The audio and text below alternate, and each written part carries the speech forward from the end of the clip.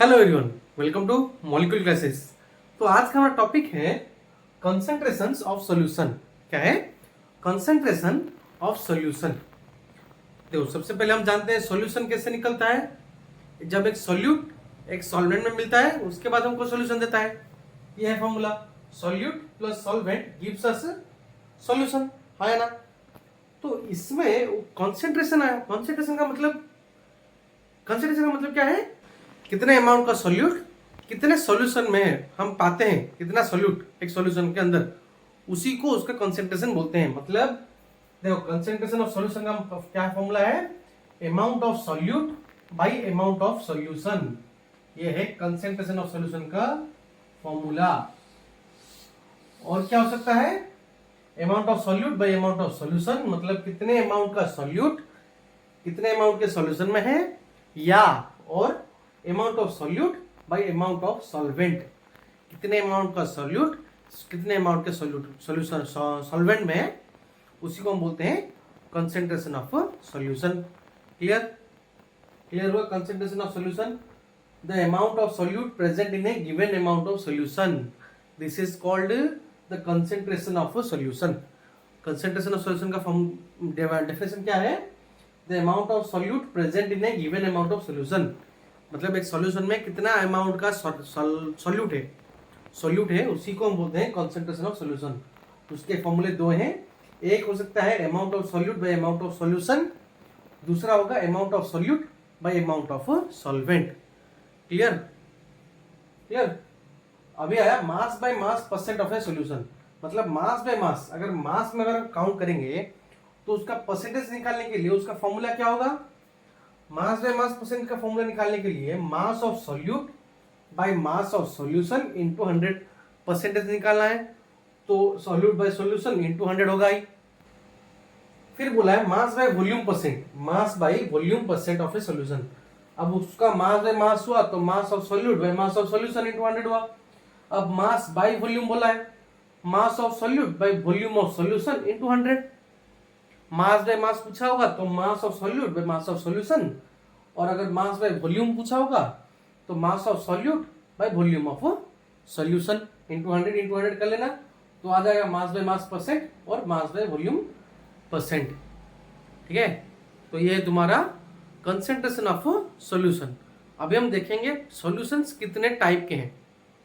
देखो, सॉल्यूशन को हम डिफरेंट काइंड ऑफ में डिवाइड किए हैं। क्या क्या है? सबसे पहला है on the basis of size of solute particles. सबसे पहला क्या है?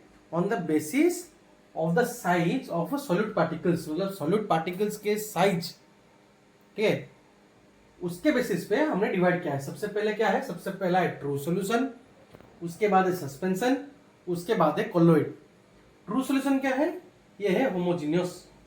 सस्पेंशन क्या है? हेटेरोजीनियस। कोलोइड क्या है? हेटेरोजीनियस। ये होमोजेनियस और हेटेरोजेनियस का मतलब क्या है? होमोजेनियस और हेटेरोजेनियस, इसका मतलब क्या है? होमोजेनियस मतलब ये एक मिक्सचर होता है जिसमें कि कंप्लीटली वो पार्टिकल्स डिसॉल्व हो जाते हैं।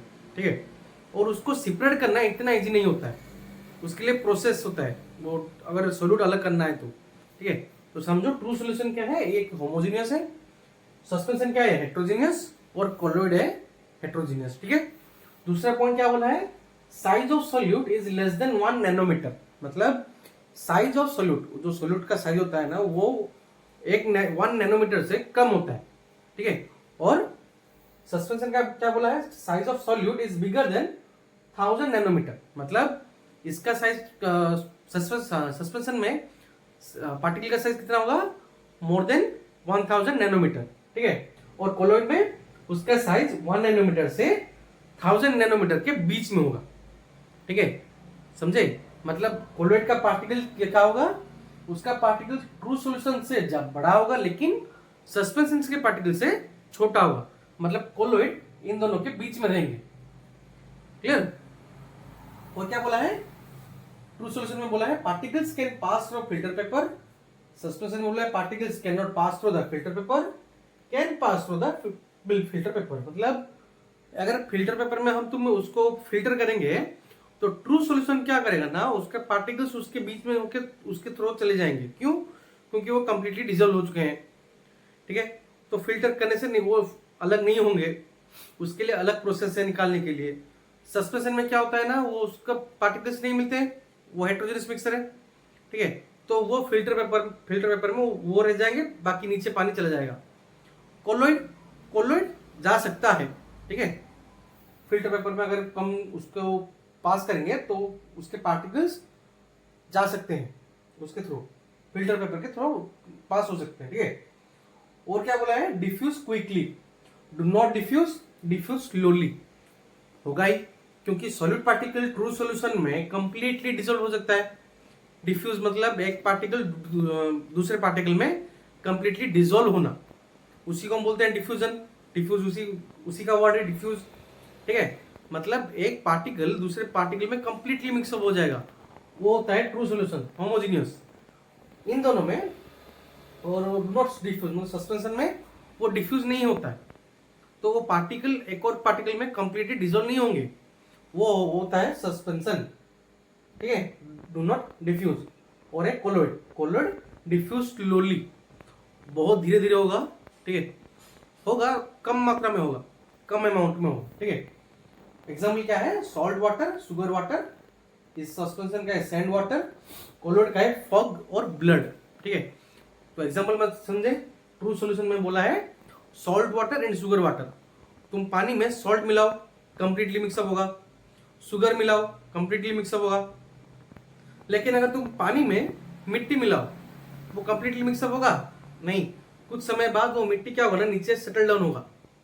अगर तुम उसको रेस्ट पोजीशन में छोड़ दोगे ना, कुछ स्टायर नहीं करोगे, कुछ हिलाओगे नहीं, कुछ नहीं, तो वो अपने आप वो नीचे जो बिकर में यूज करोगे बिकर, तो उसके बिकर के नीचे ही वो सब सेटल डाउन हो जाएंगे, वो मिक्सअप नहीं होंगे, ठीक है। और कोलोइड में वो बोला है फॉग ब्लड, फॉग देख सकते हो। हाँ, एक और बात, वो एक टिंडल इफेक्ट है, टिंडल इफेक्ट, जो कि एक पार्टिकल और एक दूसरे पार्टिकल में जो लाइट बाउंस होते होते जाएगा, वो तुमको मेनली कोलोइड सॉल्यूशन में दिखाई देगा, टिंडल इफेक्ट, ठीक है। कभी विंटर के मौसम में देखना, तुम जब फॉग होगा सुबह सुबह, जब तुम गाड़ी लेके जाते होगे तो हम जो बाइक चलाते हैं वो स्ट्रेट लाइट डालता है ना, लेकिन जब फॉग होगा तो वो स्कैटर करके लाइट दिखाएगा, उसी इफेक्ट को बोलते हैं हम टिंडल इफेक्ट, क्लियर। वो होता है कोलोइड्स में, ठीक है। तो ये हो गया पहला, on the basis of size of solid particles. अब हम देखेंगे दूसरा क्या है, on the basis of amount of solute, मतलब सॉल्यूट का अमाउंट कितना है सॉल्यूशन में, उस बेसिस पे भी हमने सॉल्यूशन को डिवाइड किया है। क्या क्या में, सैचुरेटेड सॉल्यूशन, अनसैचुरेटेड सॉल्यूशन। अब देखो सैचुरेटेड और अनसैचुरेटेड क्या है।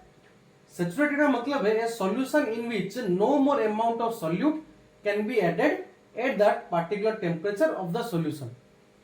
ये पढ़ लो पहले, उसके बाद समझाएंगे, ठीक है। देखो क्या बोला है, a solution in which no more amount of solute can be added at that particular temperature of the solution. Unsaturated में क्या बोला है, a solution in which more quantity of solute can be mixed without increasing the temperature of the solution, ठीक है। ये था definition. अब clear से समझाता हूं क्या है सैचुरेटेड मतलब क्या है, अनसैचुरेटेड का मतलब क्या है। अब देखो एक एग्जांपल ले लेते हैं। सपोज तुमने एक ग्लास के पानी में आधा किलो चीनी मिलाना है, ठीक है।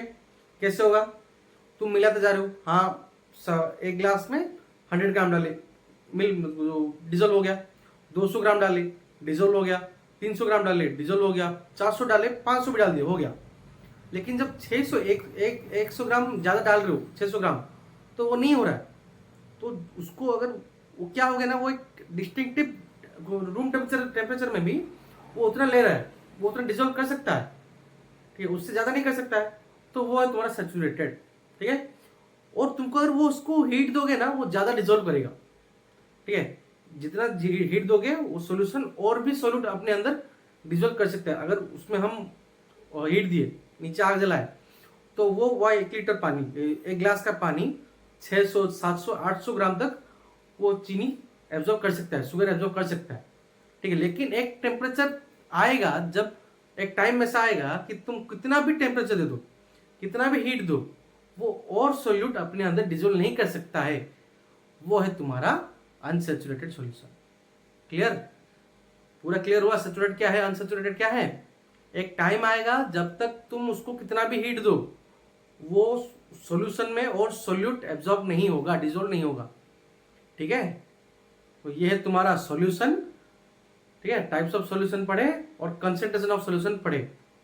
ठीक है, तो अगर कुछ भी डाउट है, डाउट निकला, कुछ समझे या ना समझे तो कमेंट सेक्शन में पूछो, वहां पे हम क्लियर करेंगे। ठीक है, तब तक पढ़ते रहो, बढ़ते रहो। Bye bye.